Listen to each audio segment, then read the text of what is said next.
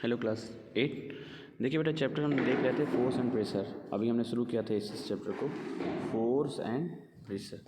एक काम आप करेंगे parallelly with this chapter, sorry this video, you will make the notes too. Notes भी आपको बनाते चलना है इसके साथ, नहीं तो फिर रिवीजन में आपको प्रॉब्लम होगी। जैसे जैसे मैं बताता हूँ वैसे वैसे पॉइंट बना के आपको लिखते जाना है, ठीक है ना। चलिए, एक्सप्लोरिंग द फोर्स या एक्सप्लोरिंग द फोर्स हमें एक सेकेंड, एक्सप्लोरिंग द फोर्स ऐसे कुछ टॉपिक था, हमने कहाँ तक कर लिया था। जैसे फोर्स है पुश और पुल, या वी डिड इट, ठीक है ना। ये भी हमने, हाँ, एक्सप्लोरिंग फोर्सेस, यस 11.3 से हमें करना है। सी, देखते हैं इनको, ठीक है। Let us try to learn more about forces के बारे में थोड़ा और जानने का प्रयास करते हैं, एक्टिविटी के थ्रू देखेंगे। Choose a heavy object like a table और ए बॉक्स। देखना है इनको, मतलब चूज़ करना, सेलेक्ट करना। Which you can move only by pushing hard, जिनको आप बहुत मुश्किल से धक्का दे के आप उनको मूव करा सकते हैं, ऐसा कुछ ऑब्जेक्ट लेना है। Try to push it all by yourself, अकेले उसको ढकेल लिए, उसको ट्राई करिए पुश करने का। कैन यू मूव इट, क्या कर पा रहे हैं। Now ask one of your friends to help you in pushing it in the same direction. फिर आपको फ्रेंड को एक किसी को बुलाना, फिर दोनों मिल के करना। Is it easier to move it now, can you explain why. आपको ये पता चलेगा कि हाँ, अब जब दो लोग मिल के धक्का देंगे तो आसान हो जाएगा। तो इसको एक्सप्लेन कर सकते हैं कि ऐसा क्यों होता है। तो देखिए मैं बताता हूँ आपको क्यों होता है। Now push the same object but ask your friend to push it from the opposite side. जैसे एक साइड से धक्का देना है तो आसान हो जाएगा इसको धक्का देना, अगर अकेले कोई करेगा उसके रिस्पेक्ट में। अब हम अपने मित्र से कहें कि मैं इधर से धक्का दे रहा हूँ, आप इधर से जाके अपोजिट से दीजिए, from the opposite side. Does the object move ही नहीं करेगा। If it does, note the direction in which it moves. अगर ये मूव अच्छा करेगा नहीं, पहली बात, मतलब कर भी सकता है और नहीं भी कर सकता। तो अगर करेगा तो आपको देखना है कि किधर मूव करना है। तो जिधर मूव करना है, जैसे मान लो ये वाला बंदा इधर से धकेल रहा है और हम इधर से धकेल रहे हैं, तो अगर ऑब्जेक्ट जो है इधर मूव करने लग रहा है, यानी कि इधर वाला जो हमारा दोस्त है वो कमज़ोर है हमसे, या हमारे इतना फोर्स नहीं लगा पा रहा है, इसका मतलब यही है। Can you guess which one of you is applying a larger force. तो इस बेसिस पे हम अप्लाई करेंगे फोर्स को, ठीक है ना। बात समझ में आई ना। 3 केसेस हमने बताया, तीनों केस यहाँ देखिए बना भी है। पहला केस ये है, दूसरा ये है, नहीं पहला था कि अकेले हम धक्का दे रहे हैं, तो उसमें थोड़ा सा हमें हार्ड लग रहा था। 2 लोग मिलके एक ही डायरेक्शन में धक्का देने लगे तो थोड़ा सा ईजी हो गया।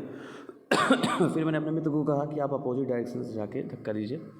तो इस केस में क्या होगा कि ऑब्जेक्ट बहुत कम मूव करेगा, थोड़ा बहुत मूव कर सकता है किसी एक डायरेक्शन। मान लो इधर मूव करने लग रहा है ऑब्जेक्ट, तो यानी कि ये बंदा थोड़ा सा इसके रिस्पेक्ट में कम फोर्स लगा रहा है।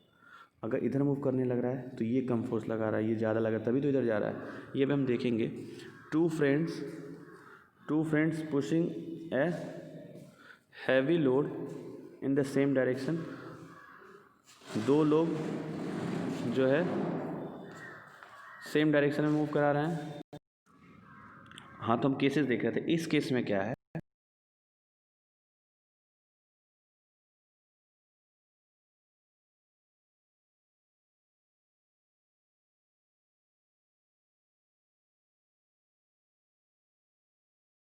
of tug of war. In this game, 2 teams pull at a rope in opposite direction. Members of both the teams try to pull the rope in their direction. The rope may not move if the अच्छा ठीक है। Sometimes the rope simply does not move, कभी कभी move ही नहीं कर रहा है, बंद करता है। It is not similar to the situation shown in figure 11.3b। इस वाले में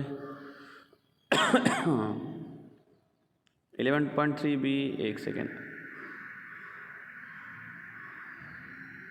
इस तरह का कुछ हो जाता है ना कभी कभी, जब हम रोप वाले केस में भी ऐसा देखते हैं कि मूव ही नहीं करता, ठीक है ना।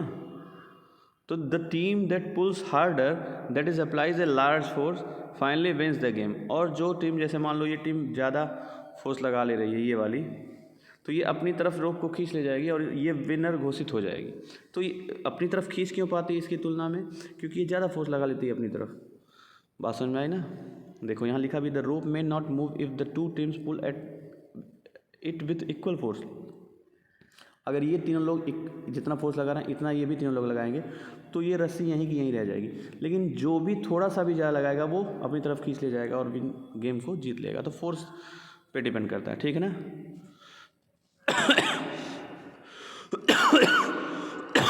हाँ, What do these examples suggest about the nature of force? Force applied on an object in the same direction add to one another. Force applied on an object in the same direction add to one another. जैसे ये वाला case था कि same direction में अगर जुड़ के फिर इसको धक्काने लगे ना, तो ऐड टू वन अनदर. हाँ, now recall what happened when you and your friend push the heavy box in the same direction. वही जो मैंने अभी आपको समझाया, ठीक है ना. If the two forces act in the opposite direction on an object, the net force, ये बहुत ज़रूरी वर्ड है, the net force acting on it is the difference between the two forces. जैसा कि इस केसेस में नेट फोर्स इस पर कितना लगेगा, जैसे ये मान लो इधर से 10 न्यूटन के फोर्स से ढकेल रहा है, ये इधर से 15 न्यूटन के फोर्स से ढकेल रहा है, तो नेट फोर्स एक इधर लग रहा है 10, एक इधर लग रहा है 15, तो रिजल्ट कितना आएगा, रिजल्ट इस डायरेक्शन में आएगा क्योंकि 15 इधर लग रहा है, ये ज़्यादा है 5, और कितना रिजल्ट आएगा 5 न्यूटन, क्योंकि 10 न्यूटन तो इसको न्यूट्रलाइज कर रहा है ना. ये इधर से 15 लगा, इधर से 10 लगा, तो नेट किधर जाएगा, नेट जो होगा वो इधर जाएगा क्योंकि इधर ज़्यादा वाला फोर्स है, और कितना ज़्यादा है, इससे 5 ज़्यादा है, तो नेट कितना आएगा 5, क्योंकि इधर वाले 10 को इधर वाला 10 न्यूट्रलाइज करेगा और बचेगा कितना इसमें से 5, और 5 न्यूटन रिजल्ट इधर की तरफ आएगा. ठीक है ना.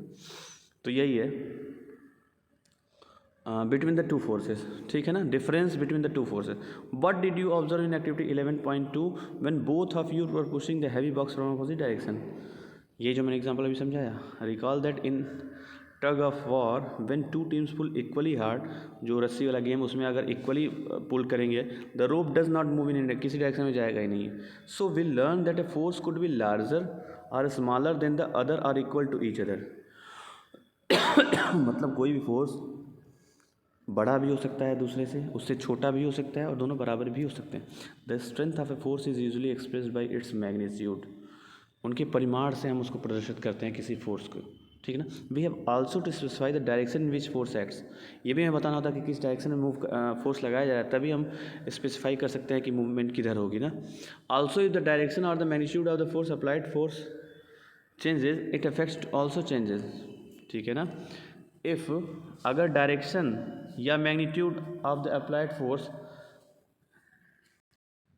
हाँ हम क्या देख रहे थे, हाँ, इफ़ द डायरेक्शन और the magnitude of the applied force changes, अगर डायरेक्शन और मैग्नीट्यूड चेंज होता है अप्लाइड फोर्स का, तो इसका इफेक्ट भी चेंज होगा. जैसे मान लो कोई बॉक्स इधर रखा है, हम पहले इधर से फोर्स लगा रहे थे तो इधर जाएगा, अगर इधर से लगाएंगे तो अपोजिट है. ऑब्वियस सी बात है ये कि अगर उनका डायरेक्शन और मैग्नीट्यूड, और अगर तेज़ लगाएंगे तो तेज़ी से मूव करेगा, धीरे लगाएंगे फोर्स तो धीरे धीरे मूव करेगा. तो मैग्नीट्यूड और डायरेक्शन दोनों अगर चेंज करेंगे तो उनका इफेक्ट भी चेंज होगा, इफेक्ट भी चेंज होगा, इफेक्ट चेंज होगा. ठीक है ना. Does it mean that the net force on an object is zero if the two forces acting on it in the opposite direction? हाँ बिल्कुल. अगर कोई ऑब्जेक्ट इस तरीके से इधर से भी 10 न्यूटन लगा रहे हैं और इधर से भी कोई बंदा 10 ही न्यूटन लगा रहा है, तो रिजल्ट कितना होगा, ज़ीरो होगा. बॉडी यहीं की यहीं रह जाएगी, किसी तरफ नहीं जाएगी. बात समझ में आ गई ना. देखिए, in general more than one force में be acting on an object. Generally किसी ऑब्जेक्ट पे एक से ज़्यादा फोर्स लगते ही लग सकते हैं या लगते ही लगते हैं. However the effect on the object is due to the net force acting on it. जैसे मान लो बहुत, जैसे दो तरफ से फोर्स अगर लग रहा है, हालांकि बहुत, लेकिन इस पर नेट फोर्स किधर लगेगा, उस तरफ बॉडी जाएगी जिधर ज़्यादा होगा. ठीक है ना. जैसा मैंने एग्जांपल बताया था, नेट फोर्स है उस पर डिपेंड करेगा कि बॉडी किस तरफ मूव करेगी. ठीक है ना. अच्छा, अब इसको यहाँ से नेक्स्ट क्लास में देखेंगे कि force can change the state of motion. A force can change the state. अब कोई फोर्स अगर लगेगा तो मोशन के स्टेट में चेंज हो सकता है. Will see in the next class. यहाँ तक कोई डाउट हो तो प्लीज़ आस्क. थैंक्स.